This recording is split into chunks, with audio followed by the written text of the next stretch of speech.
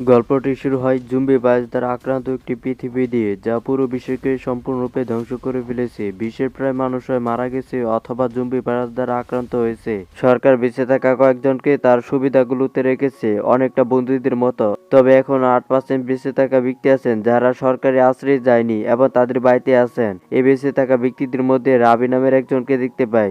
বর্তমানে তার স্বামীর কবরের সামনে বসে কাঁদতেছেন। তিনি নিজেই তার স্বামীকে হত্যা করেছিল, কারণ তিনিও জুম্বি ভাইরাস দ্বারা আক্রান্ত হয়ে জুম্বি হয়েছিল। কাঁদতে কাঁদতে তিনি বাড়ির ভিতরে গিয়ে দেখেন যে তার মেয়ে, যে কিনা তিনিও সংক্রমিত হয়েছে তার স্বামী দ্বারা এবং সে মারা গেছে। কাঁদতে কাঁদতে তিনি মেয়ের কাছে ক্ষমা চান যে তাকে ভাইরাস থেকে বাঁচাতে পারেনি। তিনি তখনও কাঁদতেছিলেন, কিন্তু হঠাৎ তার মেয়ে জীবিত হয়ে ওঠে। তার কষ্ট মুহূর্তের মধ্যে ভয়ে পরিণত হয়ে যায়। কিন্তু এখন সে আর মানুষ ছিল না, বরং নিজে একজন জম্বি হয়েছে। এই ঘটনা রাইলিকে আতঙ্কিত করে তোলে। কিন্তু এখন সে তার মেয়েকে মাথায় গুলি করে হত্যা করতে বাধ্য হয়, কারণ সে সবার জন্য হুমকি হয়ে উঠেছিল। রাইলি তার নিজের হাতে তার পুরো পরিবারকে শেষ করে দিয়েছে, নিজের ইচ্ছা না থাকা সত্ত্বেও। এতে ভিতরে ভিতরে সম্পূর্ণ ভেঙে গেছে। সে হতাশে পড়ে গেছিল এবং এভাবে করে 2 বছর কেটে যায়। সে এখনো তার সুখ থেকে সেরে ওঠেনি এবং আরেকটি বড় সমস্যা দেখা দিয়েছে। সরকারি সংস্থাগুলো এখন বাড়িতে বাড়িতে ভাঙচুর করছে, বেঁচে থাকাদের সরিয়ে দিচ্ছে এবং জোর করে এখানে সেখানে রাখছে। তাছাড়া যদি তারা বাইরে এমন কোনো বেঁচে থাকা বা মানুষ দেখতে পায়, আর যদি তারা তাদের কথা অমান্য করে, তাহলে তাদেরকে নির্মমভাবে হত্যা করা হয়।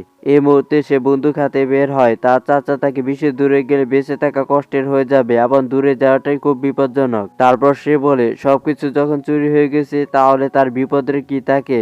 এদিকে আমাদের নোমা নামের একজনকে দেখানো হয়েছে, যে কিনা সরকারি একটি জায়গা থেকে পালিয়ে যাচ্ছে আর সেখানে থাকা কর্মী তাকে তাড়া করছে। সেখানে নোমা একটি ব্যাগ বহন করে পালিয়ে যাচ্ছে, যা ইঙ্গিত দেয় যে সেখান থেকে কিছু জিনিস চুরি করার পর পালিয়ে যাচ্ছে। সরকারি কর্মকর্তাদের আহত করার পর সে জঙ্গলে তার বন্ধুর সাথে দেখা করে। সে তার বন্ধুকে বলছে সে আক্রান্তদের চিকিৎসার জন্য ব্যবহার করা সিরাম চুরি করেছে, কিন্তু পালানোর সময় তাকে গুলি করা হয়। তার বন্ধু তাকে বলছে যদি আমরা একসাথে পালিয়ে যাই তাহলে তারা আমাদের দুজনকে একসাথে সহজে ধরে ফেলবে।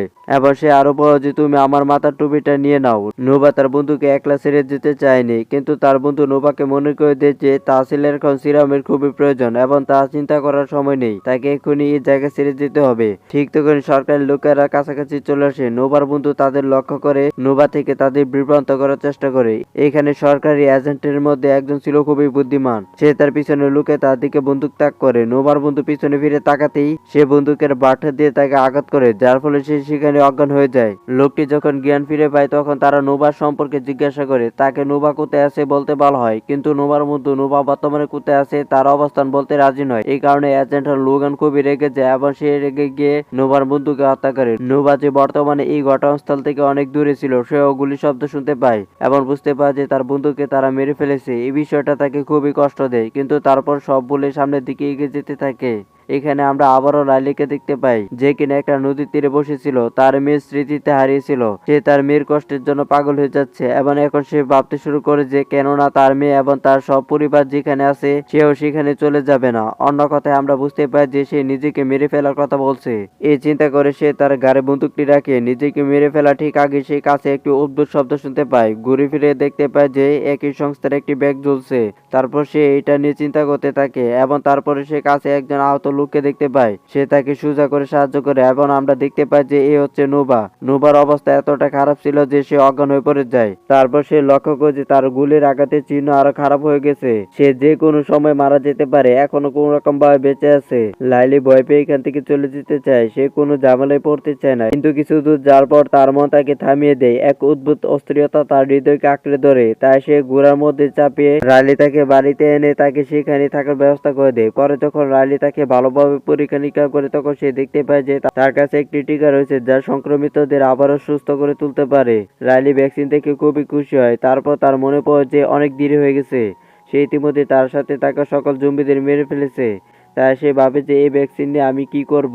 এই চিন্তা করে সে আবারও ভ্যাকসিনটি আবারও নোভার ব্যাগের ভিতরে রেখে দেয়। সন্ধ্যায় চাচা গ্রে বাড়ি ফিরে আসার পর লাইলি ভয়ে ভয়ে নোভার কথা বলে। নোভার ব্যাগ দেখে গ্রে বুঝতে পারে যে সে কোনো সরকারি সংস্থা থেকে পালিয়ে গেছে।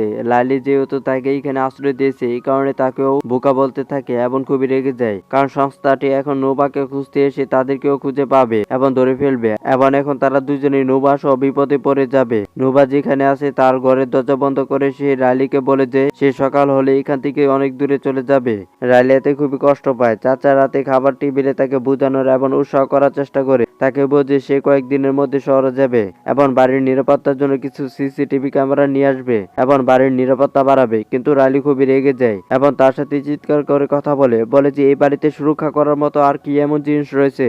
এরই সাথে সাথে রালি তার মেয়ের ঘরে যায় এবং তার খেলনা ধরে কাঁদতে শুরু করে। তারপর ফ্ল্যাশব্যাক আসে, যেখান থেকে আমরা জানতে পাই যে লালি তার স্বামী এবং মেয়েকে যেদিন হত্যা করেছিল সেদিন তার মেয়ের জন্মদিন ছিল। তারা লাইলির স্বামীর জন্য অপেক্ষা করে, যে বাইরে সাধারণ মানুষদের সাহায্য করতে গিয়েছিল। যখন সে ফিরে আসে তখন সেও সংক্রমিত হয় এবং পরে জুম্বি হয়ে তার নিজের মেয়েকে আক্রমণ করে এবং তাকেও সংক্রমিত করে ফেলে। লাইলি প্রথমে তার স্বামীকে পরে তার মেয়েকে হত্যা করতে বাধ্য হয়। লাইলি যখন এইসব নিয়ে চিন্তা বা মনে করছিল তখন হঠাৎ বাইরে একটা কোলাহল শুনতে পায়। সে তার চাচার ঘর থেকে আস্তাবলের চাবি চুরি করে বাইরে দেখতে গেল। নোবার ঘোড়াটি আস্তাবলে অস্থি দেখাচ্ছিল আর নোবা সেখানে ছিল না। লালি চারপাশে তাকে সবকিছু বোঝার চেষ্টা করার আগে নোবা পিছন থেকে আসে এবং তার মুখের উপর হাতে রেখে তাকে চুপ করে দেয়। তারা কথা বলার আগে জুম্বিরা তাদের গন্ধ শুকে এইদিকে আসতে শুরু করে। জুম্বিদের উপস্থিতিতে লালি খুবই ভয় পেয়ে যায়। নোবা এবং লালি যখন দরজা বন্ধ করার চেষ্টা করে তখন একটি জুম্বি লালিকে ধরে ফেলে এবং তাকে আক্রমণের চেষ্টা করে। কিন্তু নোবা লালির বন্দুকে নিয়ে জুম্বির মাথায় গুলি করে এবং তাকেও মেরে ফেলে আর সে লালিকে রক্ষা করে। পরিস্থিতি শান্ত হওয়ার পর লালি নোবাকে জিজ্ঞাসা করে, তুমি কি একজন সরকারি এজেন্ট? নোবা উত্তর দিল না, আমি তাদের কেউ নই, আমার ব্যাগটা আমাকে দাও। লালি বুঝতে পারলো যে নোবা কেন ব্যাগটি নিয়ে চিন্তিত। সে তাকে বলে যে কোনো চিন্তা করার দরকার নেই এবং তোমার ব্যাগটি এখন সম্পূর্ণ নিরাপদ। তাকে ব্যাগটি দেখার জন্য তাকে ঘরের ভিতরে নিয়ে যায়। ভিতরে ঢুকে সে নোবাকে পান করার জন্য জল এবং খাবার দেয়। নোবার খুবই ব্যথা হচ্ছিল। তারপর তার ক্ষতস্থান পরিষ্কার করে দিল। সাথে নোবা বলে যে আমি এখান থেকে এক্ষুনি চলে যাব। রালি তাকে আজ রাত এখানে থাকতে বলে এবং বলে যে তোমার শরীরের যে অবস্থা তা নিয়ে বাড়ি পৌঁছাতে পারবে না। আজ রাতে বিশ্রাম নাও এবং কিছুটা শক্তি হলে তাহলে তুমি সহজে তোমার বাড়ি পৌঁছাতে পারবে। নোবা তাকে বলল যে তার চলে যাওয়া খুবই জরুরি। আমার ছেলে 2 দিন আগে সংক্রমিত হয়েছে। আমাকে যে কোনো মূল্যে আমার ছেলেকে বাঁচাতে হবে এবং সেই কারণে আমি এই সিরাম চুরি করেছিলাম। তারপর রালি তাকে ওয়াদা দেয় যে সে অবশ্যই তাকে বাড়ি পৌঁছাতে সাহায্য করবে এবং সে তাকে রাতে থাকার জন্য রাজি করায়। সকাল যখন নোবা ঘুম থেকে ওঠে এবং সে দেখতে পায় যে চাচা বন্দুক তাক করে নোবার দিকে দাঁড়িয়েছিল। শব্দ শুনে রালি বেরিয়ে এলো। সে তাকে জিজ্ঞাসা করে, তুমি কি করছো? নোবা কোনো সরকারি গোয়েন্দা না, আমাদের মতনই একজন সাধারণ মানুষ যে কিনা জুম্বিদের মধ্যে এখনো বেঁচে আছে। তার সংক্রমিত ছেলেকে বাঁচানোর জন্য সে ভ্যাকসিন চুরি করেছে। সে আমার চেয়ে অনেক ভালো। সে তার ছেলেকে বাঁচানোর চেষ্টা করছে, অথচ আমি আমার পরিবারকে শেষ করে দিয়েছি। রালির কথা শুনে চাচু আবেগপ্রবণ হয়ে পড়ে এবং নোবাকে কিছুই বলে না। রালি নোবার শার্টও বদলে দেয় এবং এরই সাথে চাচা লক্ষ্য করেন যে নোবার শ্বাস প্রশ্বাস নিতে খুবই কষ্ট হচ্ছে। তার বুক বাতাসে ভরে গেছে এবং শীঘ্রই মারা যেতে পারে। তাদের কাছে কোনো ডাক্তার ছিল না, সেই কারণে চাচা নিজে এত বড় কাজের ঝুঁকি নেই। তার বুকে একটি সূক্ষ্ম সিজেরিয়ান অপারেশন করেন, তার বুক থেকে বাতাস বের করে দেন। এখন নোবার অবস্থা আগের চেয়ে অনেক ভালো হয়েছে। সে ভালোভাবে শ্বাস নিচ্ছিল কিন্তু অতিরিক্ত রক্তপাতের কারণে জ্ঞান হারিয়ে ফেলে। এটি দেখে রালি বুঝতে পারে যে নোবা তার ছেলের কাছে পৌঁছাতে পারবে না। রালি নিজে নোবা ছেলের কাছে ভ্যাকসিন দেওয়ার সিদ্ধান্ত নেয় এবং এই কথা শুনে চাচা তাকে ধমক দিয়ে বললেন, ও তোমার মেয়ে নয়, তাই তুমি তার জন্য এত বড় ঝুঁকি নেবে না। তারা যখন কথা বলছিল তখন ঘরে অ্যালার্ম বেজে ওঠে। চাচা গিয়ে সিসিটিভি ক্যামেরায় দেখতে পান যে বাইরে 2জন সরকারি এজেন্ট দাঁড়িয়ে আছে। লোগান এবং তার সঙ্গীরা ইতিমধ্যে নোবানের পিছনে নিতে নিতে এখানে চলে এসেছে। এটা দেখে চাচা তাড়াতাড়ি ভিতরে ছুটে যান এবং লালি ও নোবাকে এখান থেকে চলে যেতে বলেন। লালি তার চাচাকে এইভাবে ফেলে চলে যেতে চান না, তাই চাচা তাকে ওয়াদা দেন যে অবশ্যই তিনি তার পিছনে পিছনে আসবেন। তারা এখান থেকে পালিয়ে যাওয়ার কিছুক্ষণ পরে নোগান এবং তার সঙ্গীরা তাদের দরজার কাছে চলে আসে। চলে আসার পর তারা চাচাকে নৌবান সম্পর্কে জিজ্ঞাসা করে। চাচা পরিষ্কারভাবে মিথ্যা কথা বলে যে তিনি এখানে সম্পূর্ণ একা থাকেন এবং কয়েকদিন ধরে এখানে কাউকে আসতে দেখেনি। লোগান তারপর জিজ্ঞাসা করে কেন তিনি ক্যাম্পে থাকেন না। তিনি উত্তর দেন, আমি আমার ছেলে এবং পরিবারকে ছেড়ে কোথাও যেতে চাই না, যাদের কবর আমি আমার বাড়ির পেছনে করেছি।